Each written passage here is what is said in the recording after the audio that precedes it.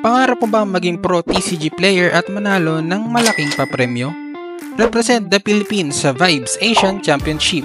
Libre lang to, so keep watching to know how. Vibes TCG is a fun, free-to-play collective card game na pwedeng laruin sa physical cards at digital app. Gawa ito ng Orange Cup Games and powered by the ever-cute Pudgy Penguins. Kaya kung mahilig ka sa card games, collectibles, or cute art, this one's for you. Ang Vibes TCG ay easy to pick up but full of strategy. May mix siya na casual, fun, at competitive side. Plus, may Web3 features din tulad ng digital ownership and play to earn rewards. Whether TCG veteran ka or newbie, pasok ka dito. Personally, sobrang na-enjoy ko yung card na Carnival Penguin. Ang ganda ng design and OP din sa tamang timing.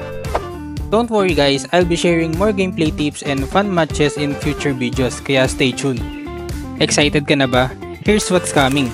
Sa June 28, 2025 meron tayong IRL Learn to Play tournament sa Unbox Green Hills. Super beginner friendly lang nito, so kahit ngayon ka palang sasali, go lang. Then sa November 19 to 22, 2025, the Vibes Asian Championship during the YGG Play Summit. Kung manalo ka sa Learn to Play, you move on to the battle for a huge prize pool. Excited na ako makita kayo sa events at sa game mismo. Follow for more Vibes TCG content. Tara, let's vibe together.